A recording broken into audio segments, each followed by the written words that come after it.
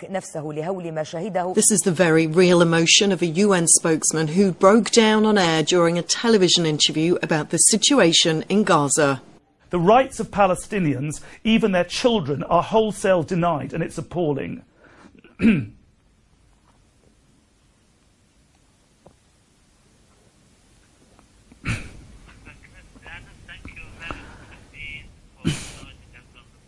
My pleasure.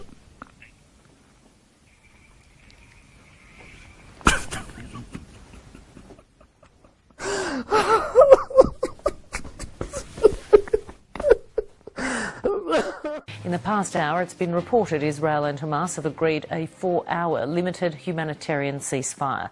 It follows outrage at an Israeli shelling of a United Nations school in Gaza, which killed at least 15 Palestinians and injured more than 100.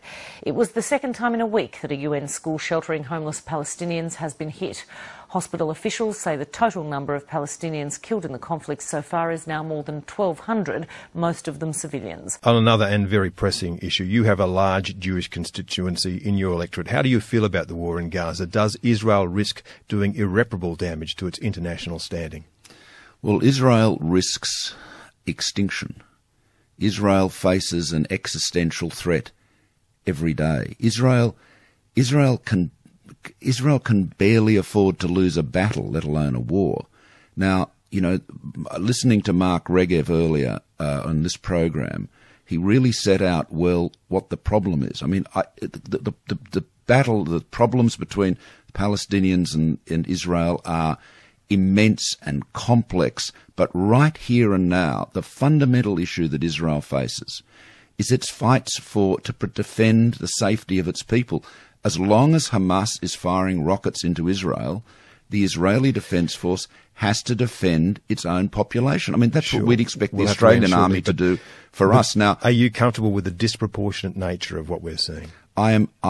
Nobody is comfortable with it. Nobody. And can I say to you, least of all, Jews in Australia. Communications Minister Malcolm Turnbull. Prime Minister, the Middle East, 23 days it's been running, 1,300 Palestinians dead, 60 Israelis dead, 56 of those soldiers. A UN school hit overnight, apparently by Israeli shells, all the Israelis are still investigating that. 3,000 Palestinians there, 15 dead. This is what the UN Deputy Director-General said. He began a media conference about it. Ladies and gentlemen of the press, dear friends, sometimes you run out of words. We have received with shock and dismay the news of the bombing this morning of a UN-designated shelter, and all indicators are that it was an Israeli artillery that hit the school. I repeat, the Israelis are not admitting responsibility. They are investigating. They said if it was them, it wasn't deliberate. 15 dead, some children. Should Israel back off? Well, there should be a ceasefire, Neil. Whose responsibility is that? No doubt about that. There should be a ceasefire. It should be a ceasefire immediately by both sides. That's what there should be, because plainly too many people are dying. It's just wrong what's happening. So there should be a ceasefire. In the end, what we do need to work towards is a lasting solution in the Middle East, and that is a two-state solution where the Palestinians do accept Israel's right to exist behind secure borders. Do you agree there's an element of anti-Semitism entering this now? A lot of the criticism seems to be focused on Israel, which in the end is under attack itself. Well, that's right, and every other day there are rocket attacks on Israel from Gaza. Now, they're not normally very effectual, because, amongst other things, of the Israeli Iron Dome missile defence system, which is a sort of a technological triumph. It's a work of apparent genius, but nevertheless, Israel and Gaza and the Palestinians more generally need to sit down, and we need a two-state solution.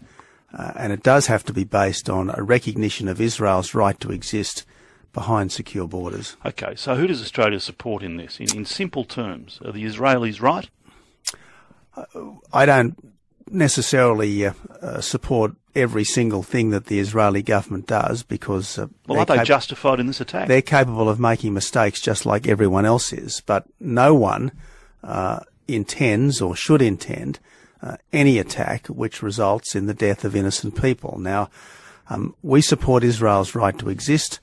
We support Israel's right to self-defense. We support the Palestinians' right to a state of their own, but that's got to go hand in hand with the recognition of Israel's right to exist behind secure borders. And the problem in the Middle East is that in the end, so many people are not prepared to accept Israel's right to exist. Some seem to be saying Israel's overreacted, has it? Look, as you know, Neil, I've been rather more focused on the MH17 matter than I have on this, and I'm reluctant to judge. All I say is that there should be an immediate ceasefire. Innocent people are dying, but we must also be working towards a long-term solution that does involve the recognition of Israel's right to exist behind secure borders.